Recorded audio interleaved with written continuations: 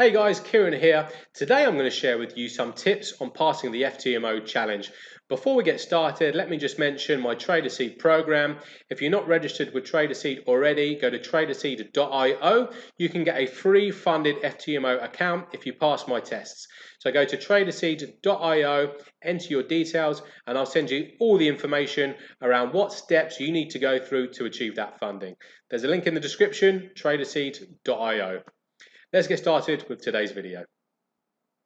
Okay, tips to pass the FTMO challenge. Now, if you've seen my video where I show you inside my funded account, you'll have seen that I've passed these challenges myself many times.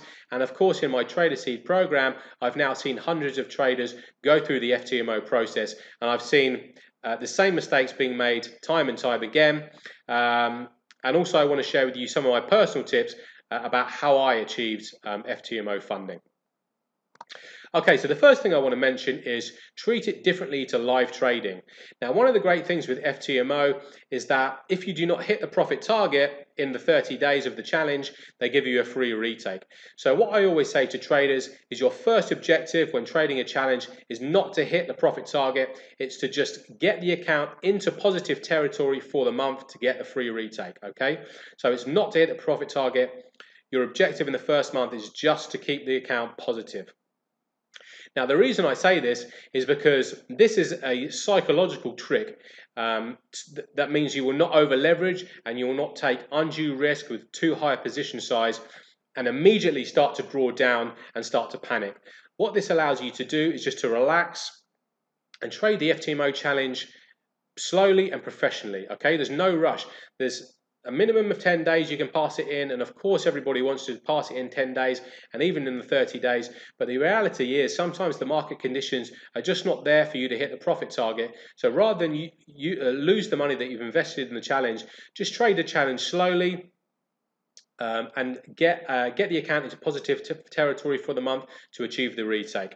The strategy I would say that you should use is to trade small, build up a little bit of buffer of profit, and then take a high risk trade to shoot for the profit target or to increase the account size closer to the profit target. Okay, so only increase your risk once you've built a bit of a profit buffer above the zero. So if you take a high risk trade and you lose that trade, you'll still be around or just above zero to try and build that profit buffer again, or just stop trading and get the free retake. Okay, so keep that in mind. Your first target for trading the FTMO challenge is not the profit target. It's just to get the free retake at the end of the month. Okay, you need to be smart about how you're trading the challenge and how you're managing your risk. Now, the second tip I have is trading around a macro catalyst. Now, this is something that I did when I achieved my second funded account. I got my second funded account around 8 months after I got my first one. And the reason I waited so long is I was waiting for something to happen in the markets where I felt that we would have a sustained move. So the catalyst that I traded around was gold. Around the summer of 2019, gold was breaking out of a historic level. And I felt that that was potentially a good opportunity where gold would move a long distance in a measured, potentially a move over a couple of months, and I could ride this move to pass the challenge and pass the verification to get the funded account. So when I traded that challenge and verification, I was pretty much just long gold for the challenge and for the verification, and that was it. Gold broke out from that level, and it just moved for 2 or 3 months after that. And it was relatively easy to get funded just by being long gold through that period. So this is something you can do. You can watch out for things like surprise economic data, surprise interest rate decisions.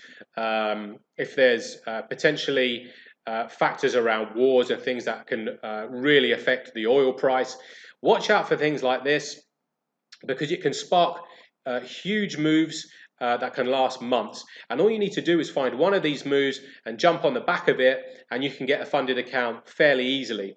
And remember, you can kind of treat the FTMO challenges a little bit like options, because let's take the 100,000 USD challenge. You're paying 540 euros for that challenge, but you can achieve $100,000 account with a $10,000 drawdown.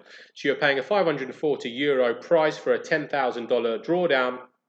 So all you can lose is that 540 to achieve this $10,000 drawdown. That's like an option, really. So that's a high risk to reward. So if you can find one of these macro catalysts, like my example with gold, maybe with my gold trade, maybe gold would have just reversed and I would have failed that challenge and lost that money. That's fine. I would have only lost €540. But on the positive side, it didn't reverse, it continued breaking out, and I achieved my funding just based on that macro catalyst. So keep in mind the macro environment. Always keep an eye on the weekly and the monthly charts to see if certain assets are breaking out from key levels, because that can provide a good sustained move over a couple of months that you can just ride through the evaluation process with FTMO. The secret is in the preparation. Now, if you guys have not seen my video around building a risk management plan for the FTMO challenge or any funded trader challenge, check that video out. I'll link to it in the description. Now, what I always say to traders who are preparing to start for the FTMO challenge is that you need to do all your preparation before taking any trades. You should already have an idea, of course, of what strategy you're going to be trading. But crucially, you need to have a risk management strategy in place. How many trades are you going to be taking a day? What risk to reward are you going to be shooting for? What win rate do you need to achieve to hit your target over those number of trades that you're going to take? What's your position size going to be? And of course, the very basic things like if you're trading Forex, for example, what pairs are you going to be looking at? What's your process every day? What you're going to be looking for in the markets, what you're going to do when you see that thing. These things you need to prepare before you take any trades, because once the challenge starts and you move into the execution phase, your head is going to be scrambled, and that is not the time to do your analysis and be worrying about things like preparation and what's my trades, my position size, and what R&R am I going to be shooting for, and all these types of things. So you need to do these things beforehand, okay? So check out my video on risk management, plan out the whole challenge before you start trading, and you'll notice that your psychology when you start the challenge will be in a much better place. If you lose the first 2 or 3 trades, it doesn't matter, because it's already going to be part of your plan. You're not going to be being scrambled, you're not going to be switching strategy. You're going to want to just try and stick to your plan, okay? So the secret is in the preparation. Do all the preparation before, so when you're trading the challenge, you can just trade it serenely and without your psychology being all over the place. Because when you trade the challenge, for most people, including myself, the first time you take the challenge, that's the first time you're ever going to be under so much pressure where you have a drawdown, you have a profit target, your trading is under the microscope, It's a different psychology you need to deal with. So just make sure you do as much preparation as you can up front. And the last thing I want to mention is just understanding the objectives.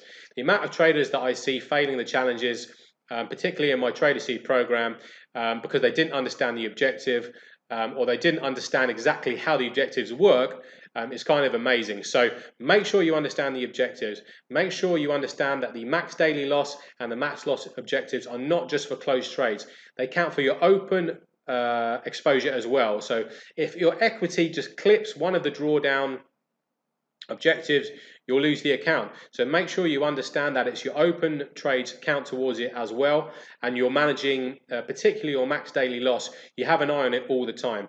There's no excuse to hit the max daily loss objective, because it's so easy to not hit. All you need to do is just trade smaller, be aware of where the max daily loss is, and just make sure you're nowhere near the max daily loss.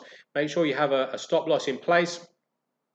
And you physically can't hit it. If you get near to the max daily loss, just stop trading for the day and wait for the next day and start trading again, okay? So make sure you understand the objectives before you trade the challenge. It seems obvious, but the max daily loss is the objective that I see hit the most, and in my opinion, it's the easiest objective to not hit, because it's just basic risk management and just having a basic awareness of where your equity is and what exactly that objective, how that objective is calculated. Okay, so I hope those tips have been useful for you. if you found it useful, hit the like button, subscribe to my channel, check out the other videos I have on FTMO and the other funded trader programs. Check out the Trader Seed program. Go to traderseed.io and subscribe to the channel. I've got plenty more videos coming up. So in the meantime, I wish you good luck.